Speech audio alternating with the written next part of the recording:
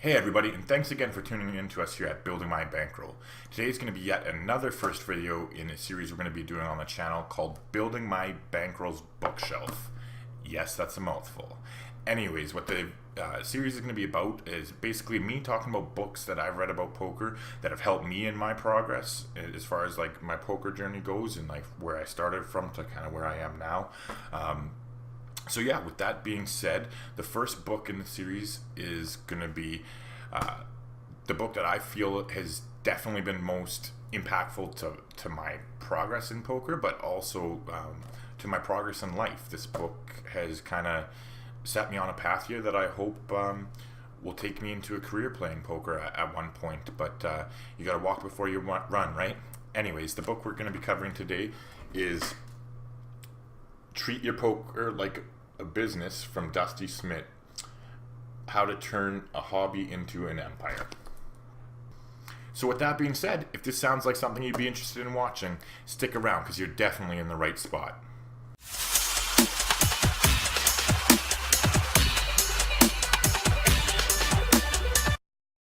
Okay, so here we go. I just want to start this off by actually just reading a small little insert from the book. It's a quote that was at the front of the book, and when I first read this, it honestly puzzled me. Like, I didn't even understand the quote, to be completely honest, until I'd gone through and I read through the book, and then, you know, the meaning sinks in once you read the contents of the book. It really hits you. So what it is, it says, for all the small stake grinders out there looking to get a break in life, may you never learn to shuffle. And like I said, I was really confused when I read that the first time. But ultimately, what he's meaning by it is that, like, the amount of money that you can make in poker, I mean, if you put the work into it and you apply yourself and you have, I mean, the talent for it too, because there is that aspect of it, right? But you can have all those things and you can't necessarily just jump into the nosebleeds and stuff like that. Like, even if you were to progress far enough where you have the bankroll to do that, you know, there's more opportunities online. And so, I mean, that's essentially the basics of what he's getting at there, is that, like, he really thinks that, like, online poker is where the greatest potential to win the most money is, because just the sheer amount of volume that you can play is, like, far outnumbers the amount of money that you can make in live sessions. I mean, unless you're like at the point where you are playing the nosebleed sections, well, by all means, you know, Phil Ivey and Daniel Negreanu and Durr and all of them, like, yeah, okay, they're making more money than I can ever doing this, but I mean, realistically, I'm not the next Phil Ivey or Daniel Negreanu, right? And most people aren't. And so when I read this book, for me, like, it really opened my eyes and made me realize basically that I had the opportunity to pursue my dream and to have a career that ultimately can bring fulfillment to my life. You know, I'm a single dad. I have a lot of responsibility in that regard. And, you know, I can't just pack up my bags and move and, you know, like, throw myself into this career. I got to make sure Michaela's taken care of. And I have no problem doing that. But, like, it's kind of set in my mindset at the time that, you know, that was what I was going to do. I'd do anything I could to make sure that she had a roof over her head and food on the table. And I was okay with it because it means that I get to have her in my life and enjoy that. But when I read this book, it really opened my eyes to the possibility that, you know, if I really applied myself and I really worked at it and I dedicated myself to poker, that there was the potential for me to actually turn this into a career. And that is what led me to this path, talking to everybody here, is this book. And I just can't stress enough how important this has been to me. So I just want to thank Dusty first and foremost. I can never repay you for what I've read in this book. Anyway, so basically the book starts out, he gives a short history about the journey in his life that led him to eventually playing poker online as a profession. And I mean, he's literally won millions of dollars throughout his career. He's been playing for, I think at this point, it's 12 years now, and I mean that's current. Like as of this year, I'm pretty sure that's this summer. That's what it's going to be for him. So, anyways, in the book, clearly it's about treating your poker like a business.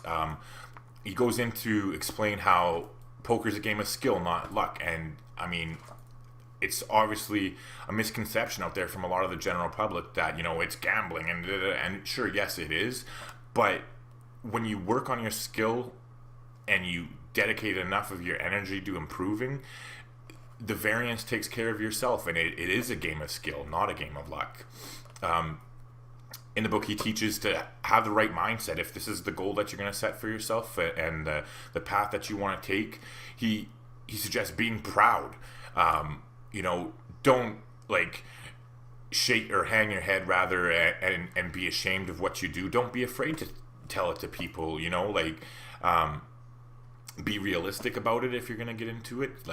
It's not an easy path by any means. It just requires full-time work and full-time effort if you're going to make the improvements needed to get to the point where you can have it as a steady source of income, even semi-pro, let alone completely professionally, and have it being your only source of income.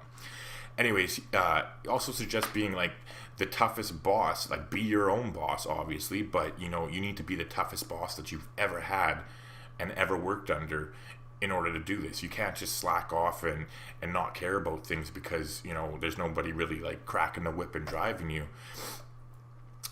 So he also suggests to dedicate yourself to one game and one style of poker. There's so many choices out there, and sure, his was no limit hold'em, but it doesn't have to be yours. There's so different choices out there now. PLO is getting super popular, and I think there's a lot of opportunity there if that's something that you want to look into. But whatever you do end up choosing, whichever game, also pick a certain style, and that's what you need to focus all your efforts into improving. So for me, my preferred method of playing is cash games. I love cash games. I've played tournaments in the past. I played sit and goes, but it doesn't have the same thrill for me. And even as far as cash game goes, there's full ring poker, and then there's shorthanded or six max and whatever. And I just find the play style involved with shorthanded six max poker just far surpasses full ring poker as far as my own personal feelings on it go. So he gives study suggestions, teaches you about how you have to have the balance between study time and game theory preparation and session reviews and all that sort of thing, but you need to have the proper balance with playing time, because ultimately nothing beats the amount that you're going to learn from actual experience. You can't learn faster than just to sit your ass down in front of the table, in front of the computer rather, and put the volume in. That's what's going to help you improve the most. And you can read as many books as you want, and believe me, I've read a lot, but by no means is there a comparison. Experience is key. So he goes on to teach you everything you need to know about bankroll management. Explains all the basics, and then even a little more past that. In this book specifically, he suggests a conservative bankroll style where if you're going to be looking to develop your poker playing as a profession, he suggests at least 100 buy-ins for whatever stake you are going to start at as a minimum.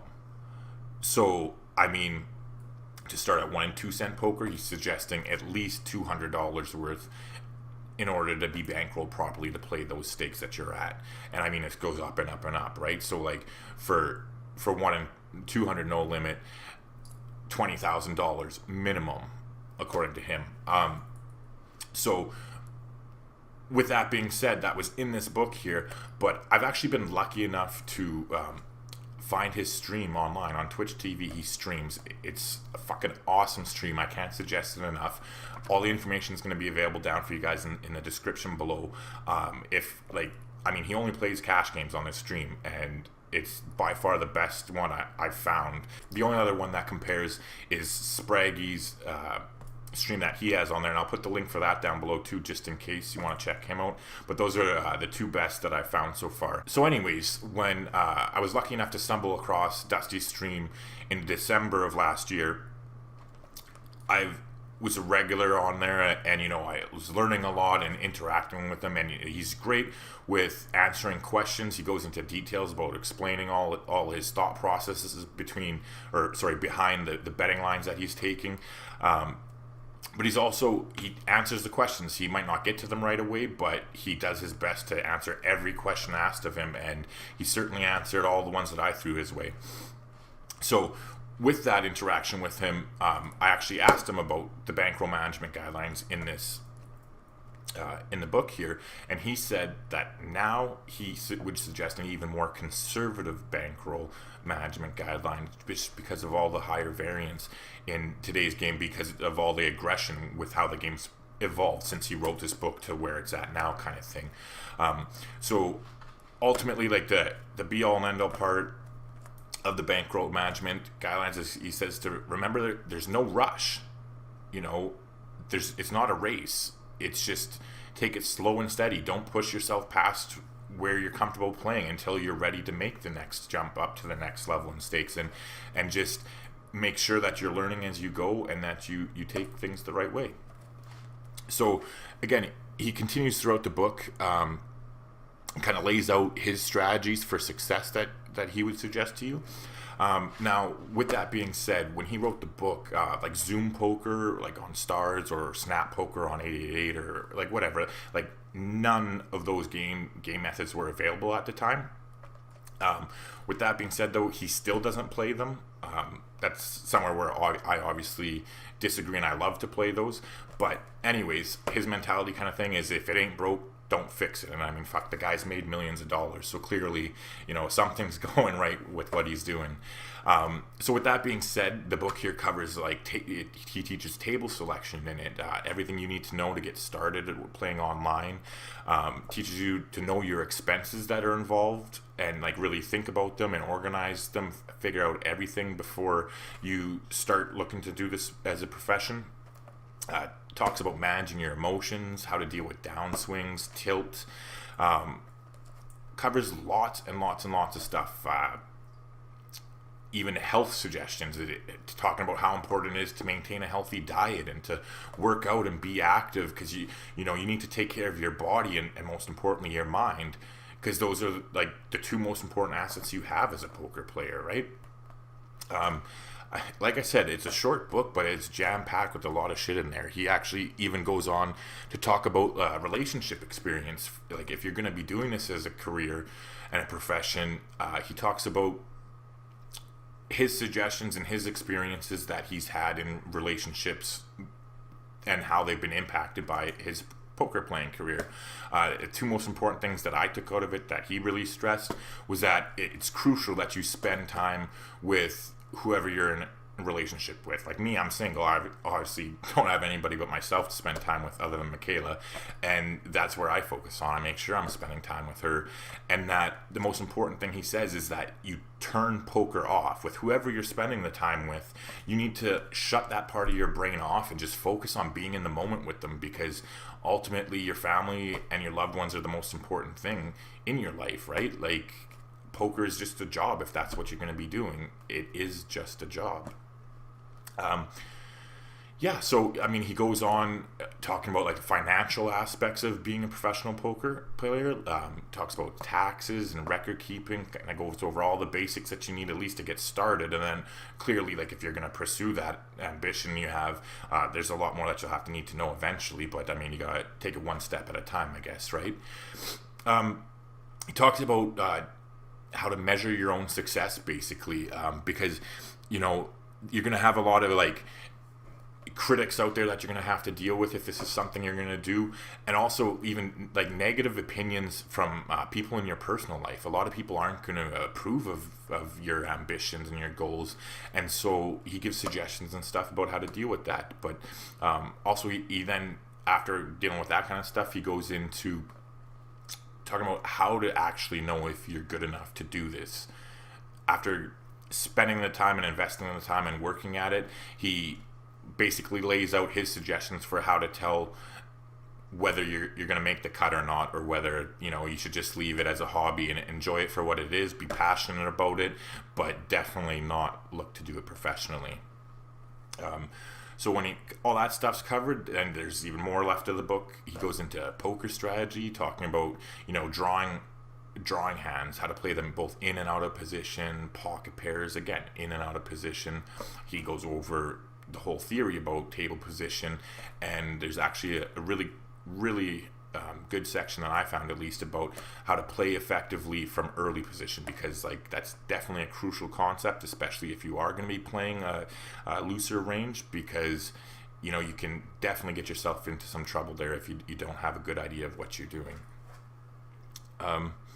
Yeah, so I mean that pretty much it covers everything in the book. I can't say again, I can't stress it enough how much this book has meant to me, and I know it's intended to teach you everything you know to do this as a profession, like, and it definitely could get you started in that regard, but my reality, that's definitely not happening at this time. Like, Michaela's everything, and I need to make sure she's taken care of, and so, you know, this is my ambition, this is a project that I'm doing, and it's something that I'm working towards, but clearly, like, I'm not at the level right now where I have the financial ability to be able to pursue this full time, and it's going to be a long time before I'm at that point. And, you know, I'm okay with that. I've definitely come to accept it, and that's, I think, an important thing to realize, is that I'm in the position I'm in, and it's not going to change overnight, and it shouldn't have to, but it doesn't mean that I can't do everything in my power in order to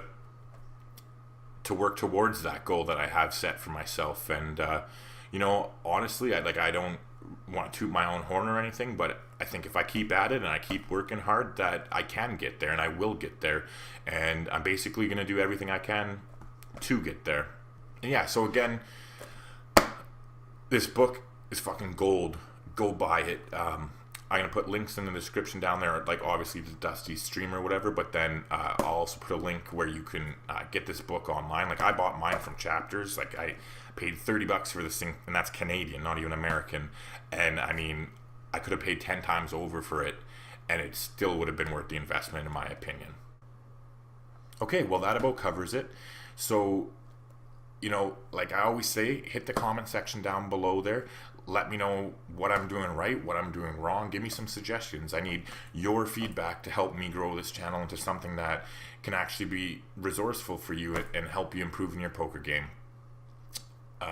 This series is going to be basically about books that have helped me in my journey at the beginning. But then, you know, if you have suggestions for books that I could cover at some later point, I mean, who knows, I might have already read them and it could definitely start right away. But I definitely always looking to learn and improve my game at poker. So if you have suggestions that I haven't tried out, you know, it obviously will be a while down the road, but I'll definitely keep them in mind. So if you've enjoyed what you've seen today, make sure to smash the like button down below, and don't forget to hit subscribe if you haven't already.